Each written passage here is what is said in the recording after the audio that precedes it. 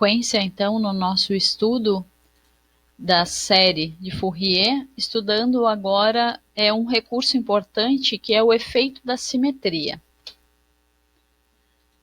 Bom, a gente estudou lá no capítulo 1, né, que um sinal ele pode ser par ou pode ser ímpar, né, e ele também pode ser composto dos dois sinais.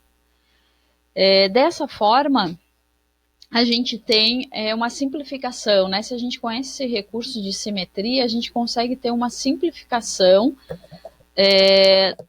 do nosso sinal, tá? Então, vamos dar uma olhadinha como é que isso fica na série de Fourier. Se eu tenho um sinal, né? Se o meu x de t é um sinal par, ou seja, eu tenho essa característica que x de t é igual a x de menos t, né? Graficamente, a gente vê aqui ó, que x de t é igual a esse lado aqui, x de menos t, né? Portanto, esse é um sinal par. Com essa condição, a gente consegue simplificar o nosso cálculo de série de Fourier. Como que é feito isso?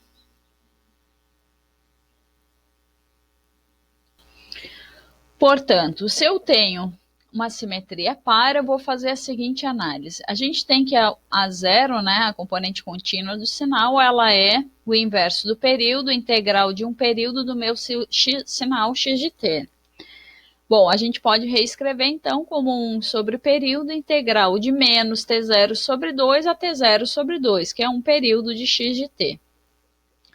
Se o meu sinal ele é par, a gente consegue resumir ele fazendo metade do período, né, calculando apenas a metade do período e multiplicando por 2. Eu calculo, então, simplifico a minha integral com o cálculo de 0 até t0 sobre 2, meio período, e multiplico por 2, porque a proporção da direita é exatamente igual à da esquerda, né? Se a gente pegar aqui, ó, essa proporção aqui, né, é exatamente igual a essa aqui. Então, eu multiplico por 2 e facilito o cálculo quando eu utilizo uma integral em zero. O cálculo de AN é a mesma coisa, né? Então, aqui eu tenho 2 sobre t0, integral de um período do meu x de t cosseno de n ômega 0 t, que é igual a 2 sobre o período de menos t0 sobre 2 até t0 sobre 2. Da mesma forma que a zero, eu vou calcular só meio período, 0 até t0 sobre 2, metade do período, e vou multiplicar essa integral por 2. Então, eu tenho 4 agora, né? 2 vezes 2. Bom, cálculo de BN. BN é um seno, né? A gente lembra que seno é um sinal ímpar, né? Então, quanto que de par ele tem aqui? Zero. Então, essa integral aqui, ó, de seno, ela é zero. Portanto, meu BN é zero, não existe BN, né? Se eu tenho um sinal par, o meu sinal, eu só calculo a zero e a n, eu excluo o BN. BN é igual a zero, por definição, porque, né, a proporção seno aqui, ela é zero, essa integral é zero vezes x de t. Beleza? Já facilita nosso cálculo. Agora, se eu tenho um sinal ímpar, eu tenho essa condição, x de t é igual a menos x de menos t. Então, vejam, eu tenho aqui meu x de t e aqui embaixo o sinal menos x de menos t. Então, ele é rebatido na vertical e depois na horizontal, tá? Vejam, primeira coisa que a gente vai calcular, a zero. 1 sobre t0, integral de um período de x de t. A zero é a média do sinal, né? Se a gente avaliar para um sinal ímpar, ó, essa área é exatamente igual a essa. Então, elas se anulam, né? Graficamente, a gente já consegue ver isso, que essa integral é nula, tá? A área é zero. Mesma coisa acontece com a n, vejam, o AN é um cosseno de n ômega 0. Se o cosseno, a gente sabe que ele é um sinal par, então essa integral é zero, zero vezes x de t, zero. Então, se eu tenho um sinal ímpar, a gente já por definição assume que a zero é zero, a n é zero. Eu vou calcular só Bn, e aí calculando Bn, eu vou fazer as mesmas definições, 2 sobre t0 integral de um período de x de t seno, 2 sobre t0 integral, né, de menos t0 sobre 2 até t0 sobre 2, né? E aí aqui eu vou calcular, ó, só um lado do meu sinal, de 0 até 0 sobre 2, e vou multiplicar por 2, facilitando o meu cálculo. Então, pessoal, esse recurso de simetria é bem importante, né? Nos ajuda bastante para facilitar o cálculo, né? Se eu tenho um sinal ímpar, então eu só vou calcular BN. Se eu tenho um sinal par, eu vou calcular A0 e AN, tá? Bom, continuando o nosso estudo, vamos agora avaliar a condição da série trigonométrica compacta. Bom, a gente sabe que um C cosseno de ômega t mais θ, né, usando identidade trigonométrica, ele é um C cosseno de θ, C cosseno de ômega t, menos C seno de θ, seno de ômega t. E isso é igual a um A cosseno de ômega t mais B seno de ômega t, que é a nossa condição da série trigonométrica, né? Lembrando que o A é igual a C cosseno de θ e o B é menos C seno de θ, a gente tem, então, a parte de constante C como raiz quadrada dos coeficientes A ao quadrado, B ao quadrado, e o ângulo como o arco tangente de menos B sobre A. E assim, então, a gente passa a descrever a série trigonométrica na forma compacta como x de t igual a C0, somatório de 1 a infinito do coeficiente Cn cosseno de n ômega 0t mais θn. Então, vejam, agora a gente tem uma série que é decomposta em amplitudes harmônicas, né? E aqui fase do meu cosseno.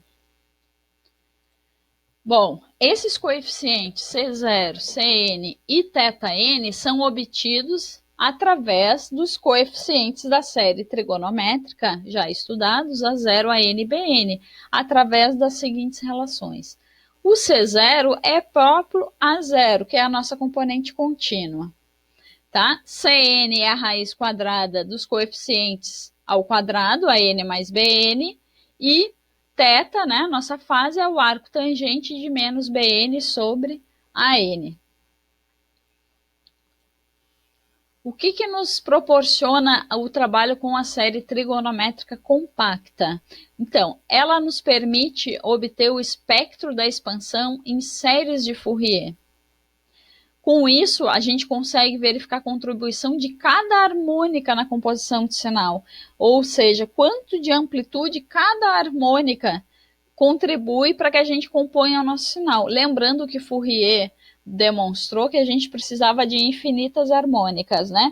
Mas conforme esse n cresce, a contribuição em amplitude da harmônica ela vai caindo, né? E aí a gente pode descartar essa contribuição, tá? Porque a maior potência estão nas primeiras harmônicas, né? Uma coisa importante, pessoal, é que enquanto x de t é uma representação no domínio do tempo, né? A gente tem o nosso eixo horizontal, o tempo, o espectro é sua equivalência no domínio da frequência. A gente consegue ver o sinal em outro domínio, que é o domínio da frequência. Bom, esse espectro, ele é composto por dois gráficos discretos, tá? Primeiro, Cn versus ômega, que é o espectro de amplitude. Então, eu vejo a amplitude do meu sinal em cada uma das harmônicas.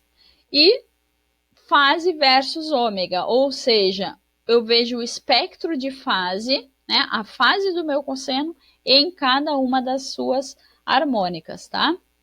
Vamos dar uma olhadinha aqui no exemplo 6.1, que a gente já fez na aula passada, calculando a série trigonométrica, né? Agora vamos passar ele para a série compacta. Eu coloquei aqui como sugestão, né? Peguei ali que isso vai facilitar o nosso cálculo, as integrais indefinidas, né? Então, a integral de e na x cosseno e a integral de e na x seno, tá? Vocês encontram lá no início do livro. Vamos ver aqui, ó. Então, da série trigonométrica, a gente já tinha chegado nesses resultados aqui, a 0,0504, a N, BN, e já tínhamos montado aqui a série trigonométrica. Agora a gente vai passar para a série compacta. Na série compacta, a gente já tem as definições. C0 é igual a A0, que é 0,504. Cn, para achar Cn, a gente vai fazer raiz quadrada de AN mais BN ao quadrado, que vai nos dar esse valor. E para chegar em θn, a gente vai fazer a tangente inversa de menos BN sobre AN. Fazendo esse cálculo, a gente vai chegar nesse valor. Agora, da solução da série compacta, a gente tem a possibilidade de traçar esses gráficos, né, que foram ditos anteriormente, que é o espectro de amplitude e o espectro de fase. Então, a gente consegue ver a contribuição de cada uma das harmônicas, né, das frequências que compõem o sinal. Então, vejam, eu só substituo... Vamos voltar um pouquinho aqui. Ó, eu peguei esses valores, então eu tenho aqui Cn e θn, ok? Eu só vou substituir n igual a 0, eu tenho componente contínua. N igual a 1, eu tenho aqui esse valor. N igual a 2, esse valor, e assim por diante.